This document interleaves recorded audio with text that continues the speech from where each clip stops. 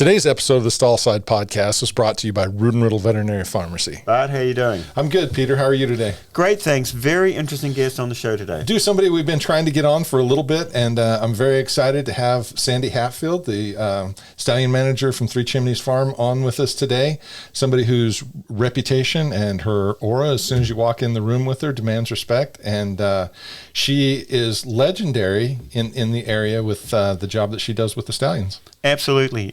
She has worked with some storied stallions, and she has worked with some really big names in the industry over her career. And she's a trailblazer. Yep. She's unique. And I'm really looking forward to what she's going to talk about. Just stallions, how you get alongside stallions, how you teach them to do their job when they come off the racetrack, and just her sort of take on how she's got to where she is. Because, again, she's a unique character in the industry. Absolutely she is, and she's somebody who very much knows her craft. Absolutely. And, so it'll be interesting to get her in and pick her brain. Yep, absolutely. She's an artist. And so on StallSide this week, we're talking to Sandy Hatfield, storied stallion manager in the equine industry.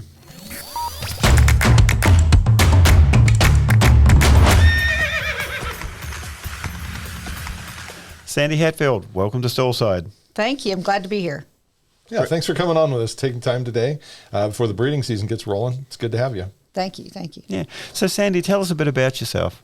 Well, I was actually born in Colorado, and my parents divorced when I was 6, and they moved back to Oklahoma. I ended up living with my mother. My sisters lived with my dad, so I spent summers with my father, who was ranched, and we had quarter horses, so I grew up with horses after I was 7 or 8 and learned how to ride, and just really enjoyed it. And then went to college, ended up at Oklahoma State, and met Jim Rudolph, who was the head of the equine department at Murray State, and offered me a full ride scholarship. Wow. So, yeah. So I said, if you can pay for it, I can come, right? Yep. So I put my mare in my trailer and went to Murray State and had a friend from Louisville, and we went to Spendthrift between my junior and senior years in college and rubbed yearlings, went to the July sale, and fell in love with the area, and here I am. So still here. Ask this the right way, but what year was that you were at Spendthrift? 1980. 1980. Yeah. So a lot of fun times at Spendthrift. Yeah, Tom Riddle was an intern.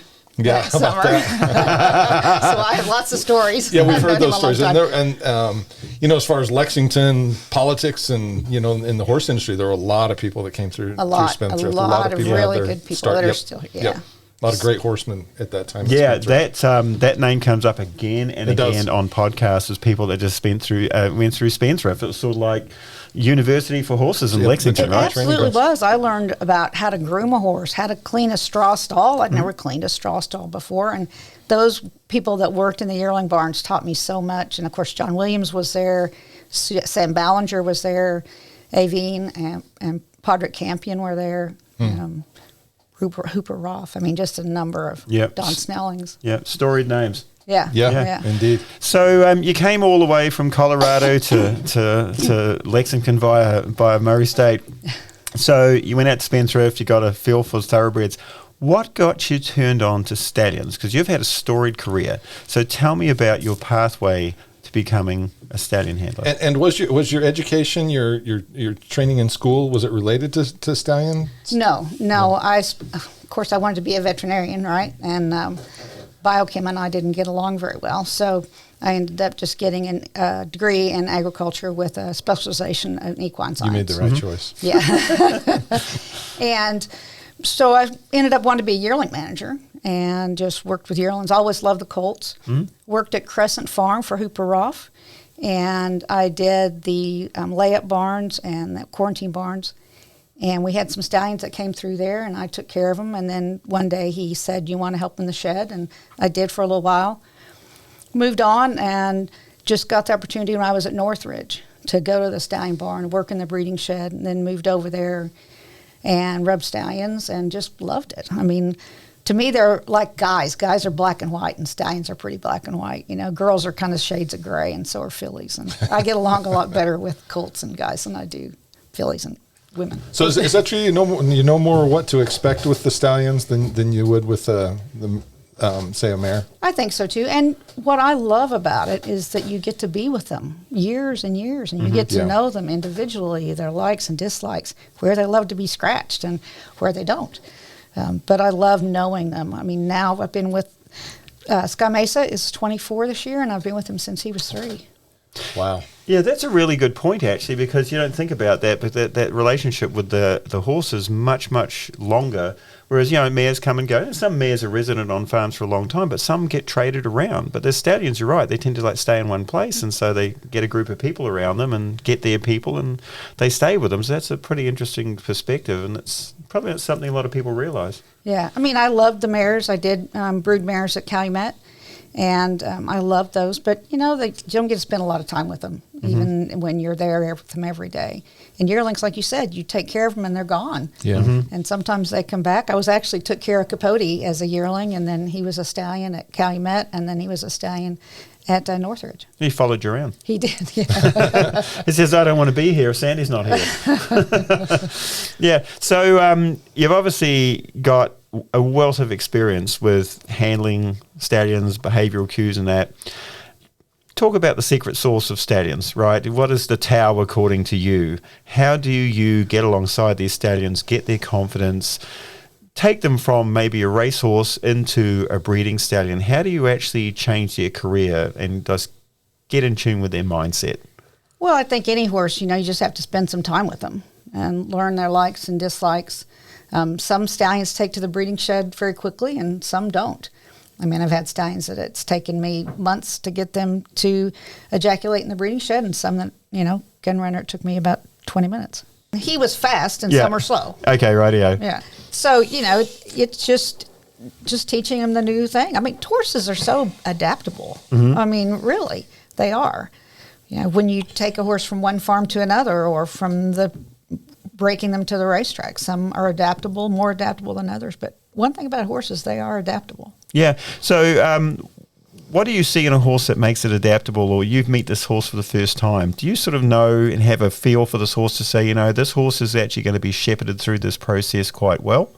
Or is this a horse that maybe he's going to take a little bit longer because he's doing certain things? Do you sort of get that vibe from them when you first meet them? No, not really. I don't think you know until you put them in that situation, until you put them in there with a mare in heat. And, for so long they've been told not to do that. Don't show those kind of aggressions. Right. Even as a yearling, you take them to the sales, and oh my gosh, don't do that. And they come to the breeding shed, and a lot of horses are frightened. You have to have a good experience in there. It has to be good for them. You have to be patient. You can't make them do it. So it's being patient with them, teaching them it's okay, letting them do a few things that you normally wouldn't once they get going, jumping a mare early or something like that. But you don't really know until you put them in that situation. And how do you introduce them to the mounting, right? I mean, it's either something they're inherently going to want to do or not do. But if you have one that's a little bit reluctant, how do you get them there? Patience. Yeah. There's tricks you can do. I mean, sometimes you walk the mare around and let him follow her. Sometimes you let him get on sideways just because he doesn't want to get behind her. He's not supposed to do that. So it's just taking your time and figuring out what he will and will not do. There's things they can't do. They can't, lunge at you. They can't, try to bite But if they want to jump on sideways once or twice, or, if they want to get on without an erection, that's fine too. You don't want them to do that later on in their career. But to get them to mount, it's not something that they're willing to do a lot of times. You just have to be patient. And sometimes the first time doesn't work, and you've got to try it again tomorrow or the next day or the next week. Yeah, and I suppose that's something that some people have varying levels of patience with as well. They think, okay, this horse is going to come in and do this, and if the horse is syndicated and a lot of people have a lot of money invested in this, there may be some pressures to say, hey, why are you taking so long with this horse, right? Right. So if you get a horse off the racetrack and he's supposed to be starting to breed mares February the 15th, when do you want that horse? How long is the process so you're comfortable he's got to go to the shed at least twice a day? It just depends. You used to get most of them after Breeders' Cup, so you had them in November. Now that we have the Pegasus, I mean, we haven't gotten some horses until after that, and you're talking about weeks before they have to get in the shed now. So that's very different. But yeah, I mean, it's just a process. And some stallions don't like mares that are over-ectomized. Sometimes you have to get a mare that's in heat in there. Sometimes you have to get mare's urine from an in-heat mare and put it on the test mare. I mean, there's just things that, just time-wise. But it's some horses are great doing it twice a day. Some are not. Some are good doing it 3 or more. But it just depends on the horse. And you mentioned about behaviour in the shed, like, horses have been told not to do certain things for a long time, and you mentioned sometimes you don't want them like lunging at you and showing those actual aggression things as opposed to appropriate breeding behaviour.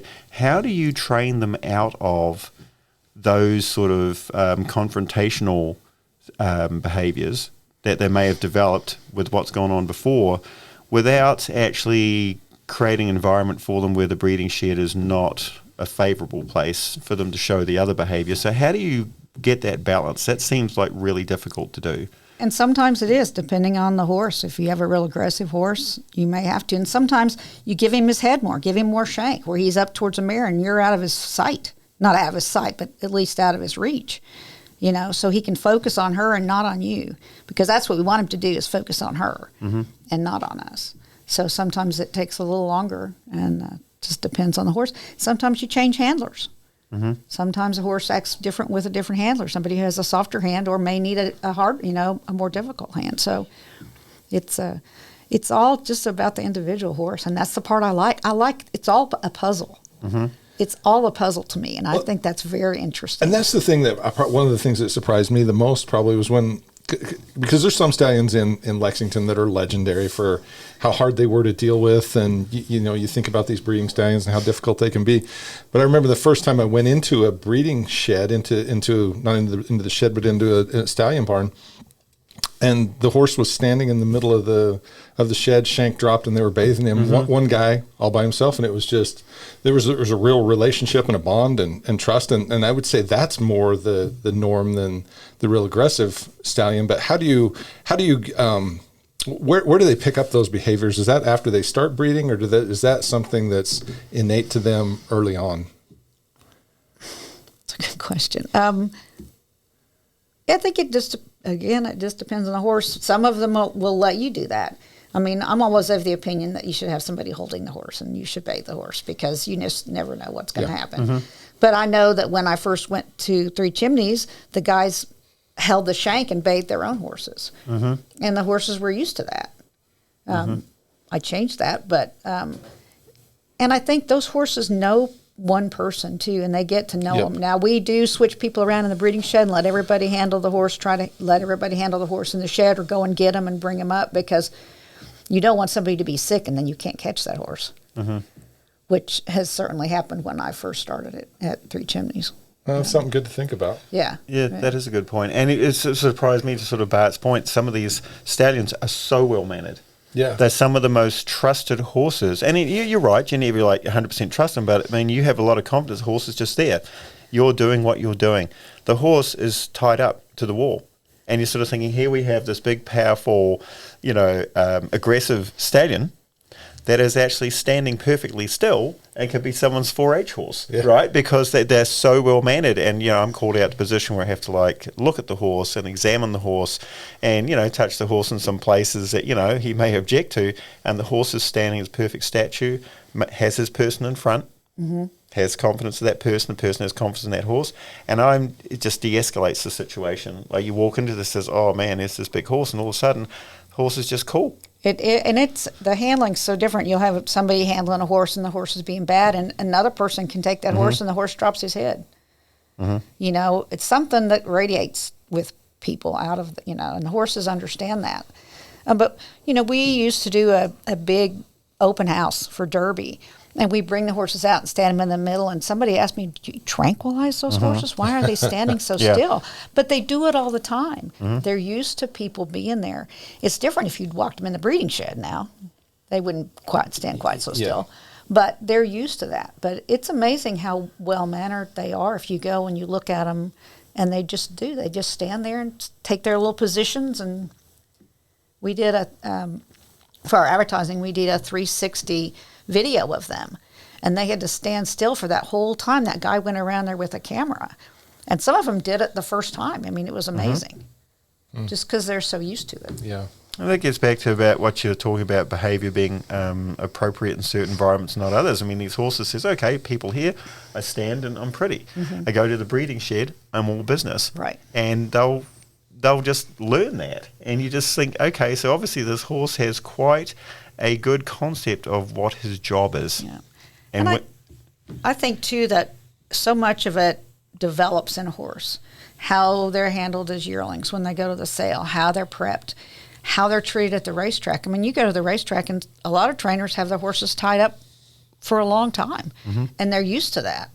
Some horses don't, you know, some trainers don't. Some people that do yearling prep do it a lot differently. But, I mean, at Three Chimneys, we start very young with those babies, you know, having them go on the scale, walking them, holding them, picking their feet.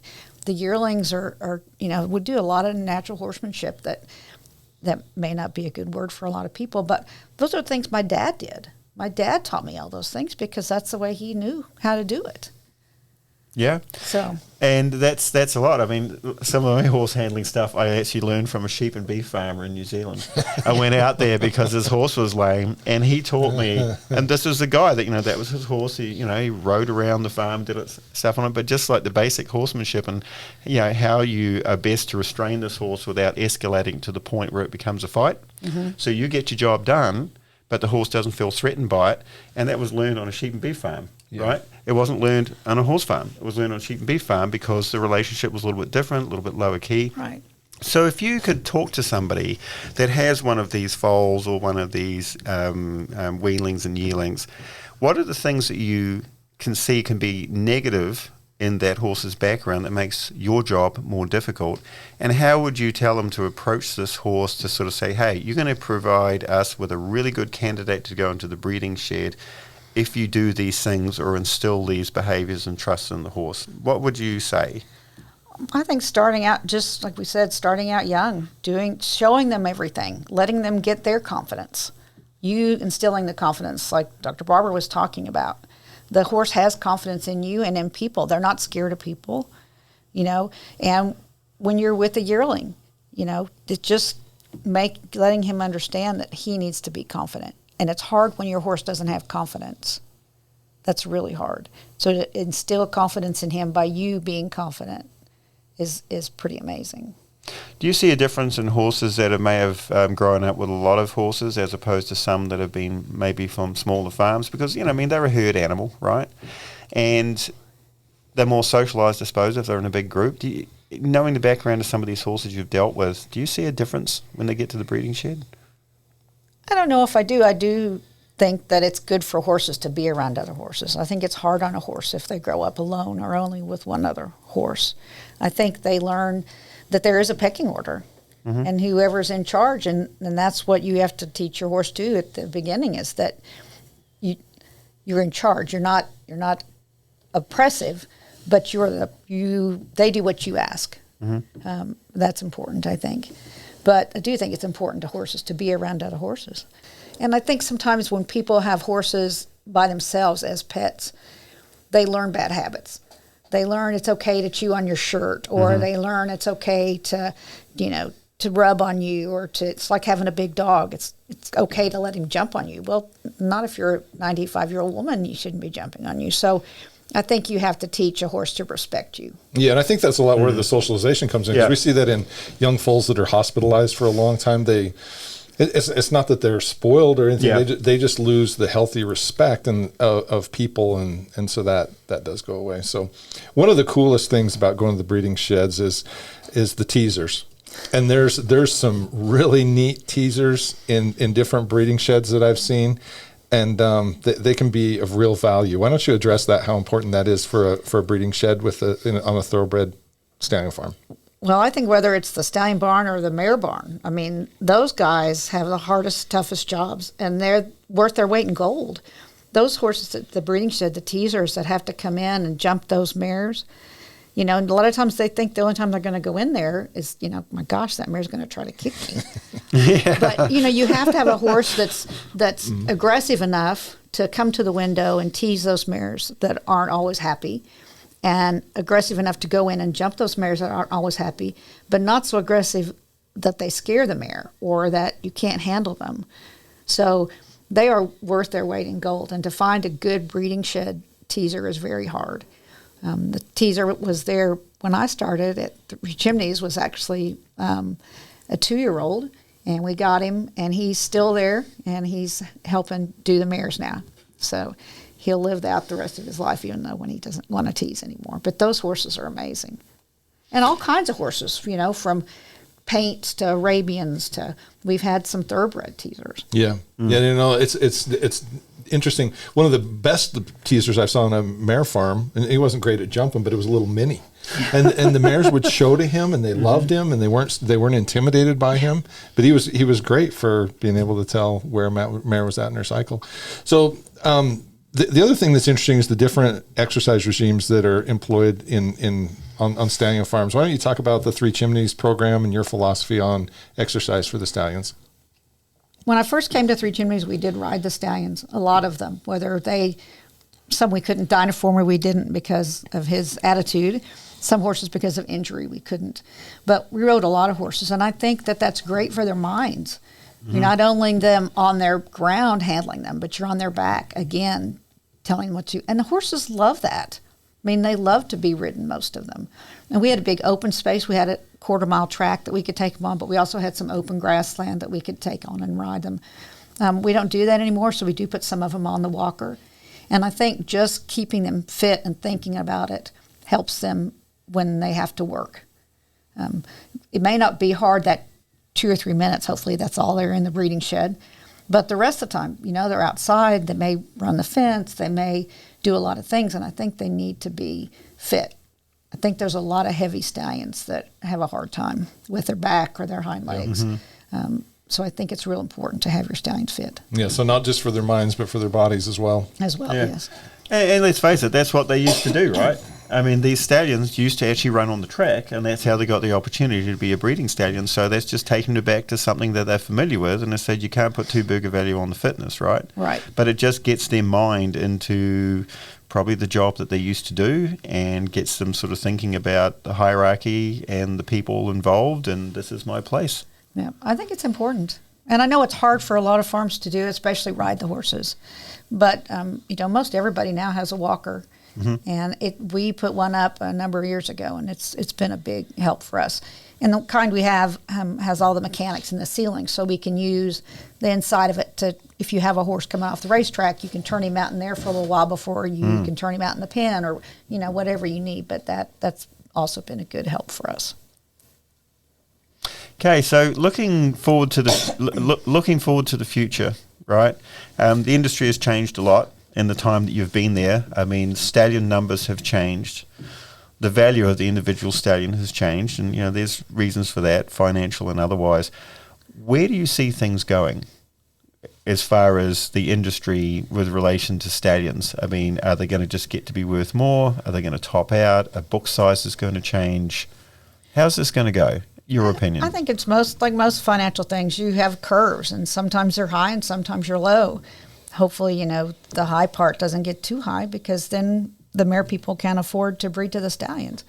But I think, you know, we've learned the book sizes, horses can handle those. You know, still, is it good to have 100 yearlings at a sale, or is it better to have 50? I don't know. It's not really my forte, but I have seen it change. And can you talk to that just a little bit? You know, because when we talked about, because there's the book about Calumet and Alidar was breeding 100 mares, and everybody was like, "Wow, that's too much." And gosh, 100 mares is a very small book. And understanding there's individual variations. What's healthy for the stallion? Because we could argue about what's healthy for the industry. And again, I think it's an individual. I mean, I was at Calumet. And was there actually when Alidar got hurt. But I do know everybody thought JT was crazy because he wanted to breed 100 mares to that horse. But I do think the veterinary business has changed too, and you guys can tell us a whole lot more. We don't have as many doubles. We don't have mares coming back as often. Yeah. So that's made a huge difference. Ultrasound, that sort of thing has made a big difference. Yeah. I never thought I would say it would be okay to breed 200 mares to a stallion, but I've had stallions that did it, and they did it wonderfully. Mm-hmm. But I also think it's harder if you have a horse that's not as interested in his job to breed that many mares. And that's a good point too, because shuttle stallions going northern, southern hemisphere. That's one concern, is that they have some seasonality like mares do, maybe not quite as extreme. So, what do you do with a horse that basically gets to the point where he just doesn't really want to breed anymore? How do you get them back? It depends on the horse. It depends on why. Mm-hmm. I have had horses come back from traveling and they're not as interested as they were before they went. I think they need a little bit of a break. So coming them back, letting them settle down. I mean, they come back in December from overseas and you have to get them ready, to cover mares in February. Mm-hmm. So you just find different things, maybe a change of scenery, maybe take them outside, maybe take them over to that round pen we were talking about. Maybe they like a gray mare. I mean, I had a stallion that was slow, and you wouldn't get that gray mare. And as soon as he saw her coming that way, guess what? He was ready. Mm-hmm. So a little bit of bait and switch sometimes works. Oh, that's hilarious. But yeah, I mean, that's something that's, I think as book sizes have got larger and as stallions gone backwards and forwards, getting back to book size, when I was back in New Zealand, there was one stallion that in town that he would breed like about 100 mares, including the walk-ins. And that was just like everybody was going, wow, how's that horse do? To actually look back at some of the old literature, they're talking about 30 mares as being a book size for a stallion, and now that's a rounding error to some of these stallions. Yeah. And I think you're exactly right. I mean, the stallion as a resource is much better used than it used to be because of ultrasound and veterinary input. And I know sometimes there's criticism for how much veterinary time goes into managing some of these mares, but you got to look at it so it says we're flying them past the stallion in the right order as much as we can to try to preserve that stallion, because we don't want to get him to the point where he gets sour.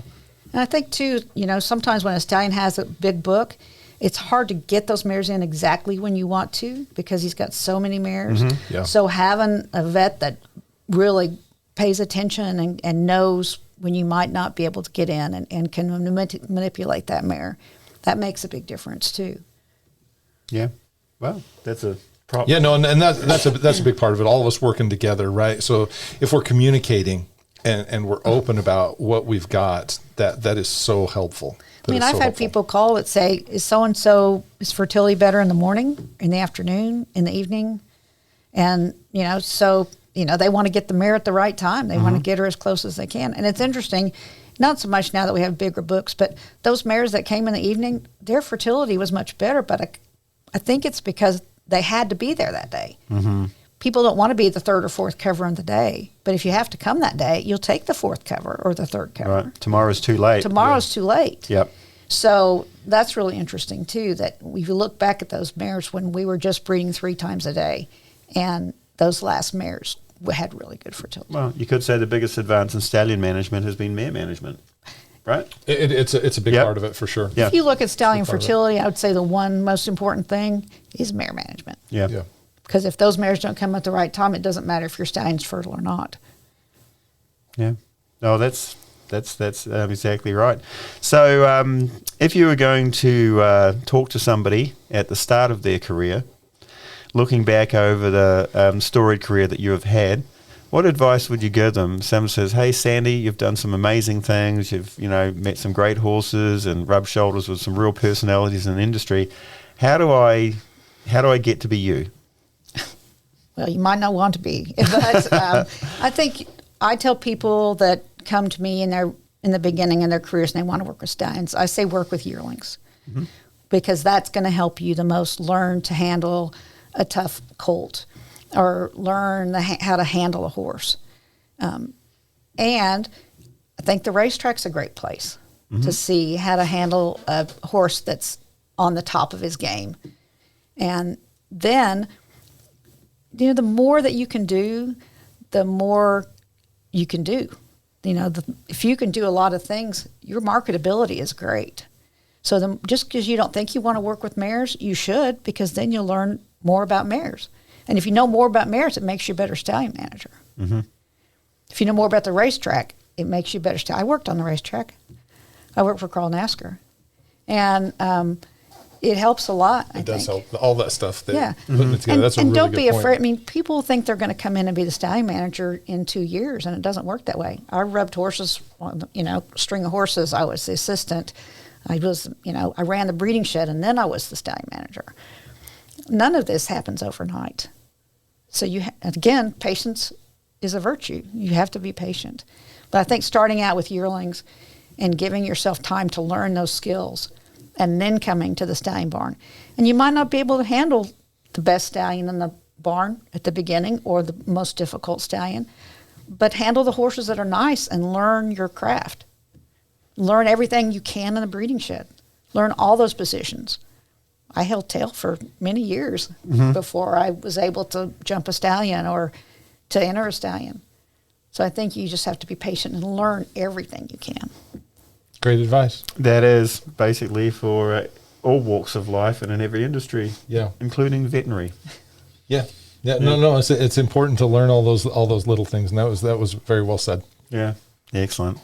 Well, Sandy, I can't thank you enough for your time today and sharing a little bit of your wisdom and of all the things that you've learned about stallions on your journey through the industry. So this has just been a lot of pearls. Well, it really has. Yeah, thank you very much. It's been a great talk. Yeah, excellent. And so that was StallSide for this week. We were with Sandy Hatfield, storied stallion manager in the industry. See you next time.